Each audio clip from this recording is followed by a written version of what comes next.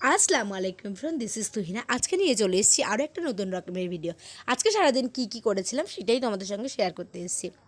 হঠাৎই প্ল্যান হলো যে ডাক্তার দেখাতে যাব। তো চলে এলাম স্টেশনে আসতেই তার কিছুক্ষণের মধ্যে ট্রেনও চলে আসলো। আমরা ট্রেনে চেপেও গেলাম।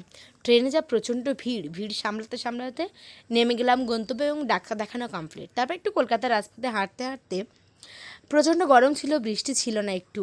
তো খেয়ে নিলাম এই পালপি অরেঞ্জটা, তারপর একটু লিটল হার্টস নিয়েছিলাম, সেটাও খেয়ে নিলাম। তারপরে হাঁটতে হাঁটতে আজকের গন্তব্য ছিল আমাদের ভিক্টোরিয়া মেমোরিয়াল।